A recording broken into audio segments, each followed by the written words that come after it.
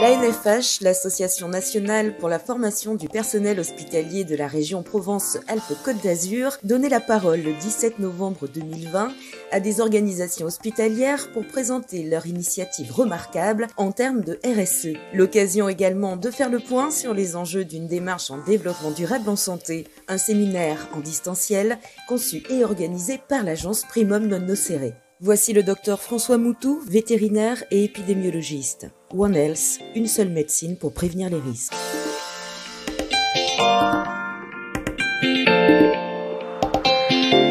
En français, une seule santé, en anglais, One Health. L'idée est assez simple, vous avez des animaux domestiques, vous avez des humains, et on peut imaginer que si les animaux sont en bonne santé, les personnes seront également en bonne santé, et que si l'environnement apporte l'eau au bon moment et la nourriture au bon moment, tout le monde se trouvera mieux. Et il y a évidemment des relations entre la santé de l'environnement, celle des humains, celle des animaux. J'ai pris l'exemple de la rage parce qu'en France, j'imagine que tout le monde sait ce que ça veut dire. On se rappelle tous de Louis Pasteur, de son travail sur la mise au point d'un vaccin. Et on a chez nous, ça fait déjà un siècle, éliminé la rage des chiens. Et on a vraiment un schéma qui est assez simple à développer, sauf que d'un côté, on a beaucoup de nouvelles connaissances sur la maladie, sur la virologie, des quantités de nouveaux virus chez les chauves-souris, c'est très à la mode, les virus de chauve-souris.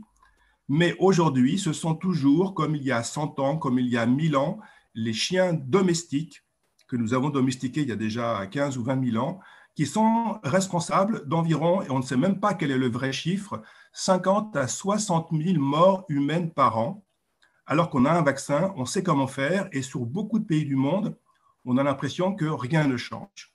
Et donc, il y a un paradoxe entre les connaissances et la réalité des choses. On est dans un schéma assez facile à comprendre, mais qu'il faut résoudre. C'est que si vous êtes dans un service de santé publique de pas mal de pays du monde, vous vous occupez de la santé des humains. Et donc, vous vous occupez des gens si, éventuellement, ils ont été contaminés par un chien possiblement enragé, et vous faites le traitement post-exposition à partir du moment où vous avez le traitement, où les gens peuvent se le payer, et où il y a un centre de soins qui peut accueillir les gens qui ont été mordus. Et il y a malheureusement beaucoup de pays où ça n'existe pas. Dans les services de santé animale, qui sont les services vétérinaires, dans beaucoup de pays, on s'occupe de quoi? Des animaux de rente, ceux qui apportent la nourriture, ceux qui apportent le lait, ceux qui apportent l'économie agricole de ces pays-là. Et franchement, les chiens, on ne s'en occupe pas. Ce n'est pas du tout le problème économique de ces pays-là.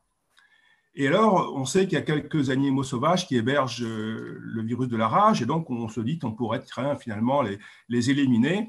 Alors, je rappelle qu'en France, on n'a jamais réussi à se débarrasser de la rage des renards en allant tuer des renards. Ce n'est pas comme ça qu'on a fait, et ça ne marche pas, ça n'a jamais fonctionné.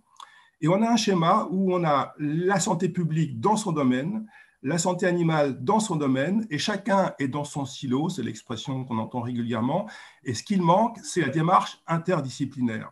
Il faut mettre ensemble, ça paraît tout bête, des vétérinaires, des gens des services agricoles, des gens de la santé publique pour contrôler les chiens avec de l'argent qui viendrait peut-être de la santé publique, parce que si on fait de la prévention, on va gagner énormément en vie humaine, mais il y a beaucoup de pays où c'est très difficile de faire passer de l'argent d'un budget d'un ministère à un budget d'un autre. Et enfin, actuellement, depuis quelques années, l'OMS, la FAO, l'OIE, c'est l'équivalent de l'OMS pour la santé animale, se sont réunis, se sont mis d'accord pour développer l'Alliance globale pour le contrôle de la rage, avec l'espoir d'éliminer la rage canine, donc pas la rage des chauves-souris ou de la faune sauvage, mais la rage canine qui est 99,9% des cas qui cause la mort des humains. À l'horizon 2030, ce concept de One Health, une seule santé, l'idée, c'est d'associer trois choses, au moins, la santé des humains, la santé des animaux,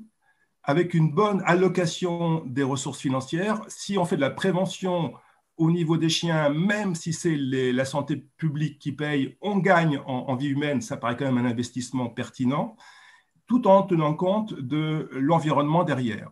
Et ça veut dire simplement, mais simplement parfois ce n'est pas aussi facile à réaliser, faire collaborer entre eux des disciplines assez différentes. Et le monde dans lequel nous sommes va dans le sens d'une plus grande spécialisation qui oublie parfois les chemins horizontaux, les passerelles, les façons de circuler.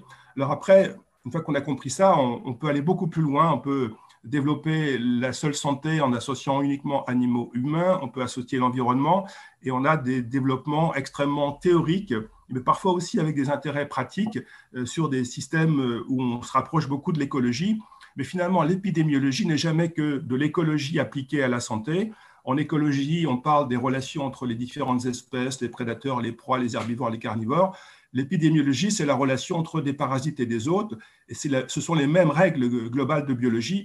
On peut très bien avoir des compréhensions intellectuelles entre des formations écologiques et des formations épidémiologiques. Alors, vous avez la médecine humaine, la médecine vétérinaire. Dans sa façon habituelle, classique, traditionnelle, on est vraiment centré sur l'humain.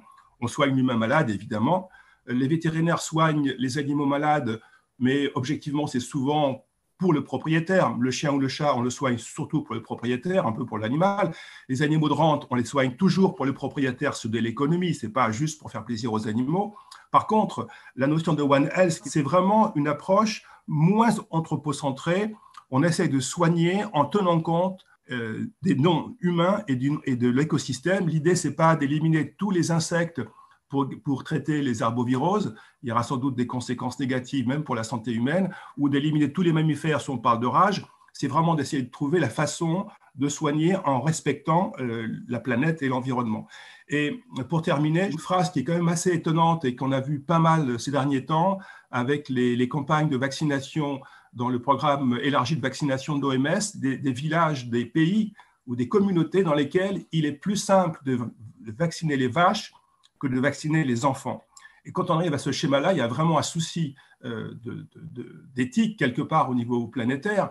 Donc, il faut absolument associer les équipes médicales humaines et les équipes médicales vétérinaires. Si on peut aborder les communautés parce qu'on vient vacciner les animaux, peut-être que dans la foulée, on peut aussi aborder les mêmes communautés humaines en expliquant que si on vaccine les animaux, peut-être qu'on peut aussi vacciner les enfants contre les maladies infantiles et que tout le monde va s'y retrouver dans un environnement plus partagé. Mais les humains sont dans un environnement vivant où il n'y a pas que les humains, et les vivants sont dans une planète où il n'y a pas que les humains non plus, et peut-être qu'il faudrait accepter de refaire pour la santé ce que Copernic a fait pour la planète. Nous ne sommes pas le centre du monde, nous les humains, et nous devons être capables de partager notre environnement unique jusqu'à la preuve du contraire avec les autres vivants et non vivants.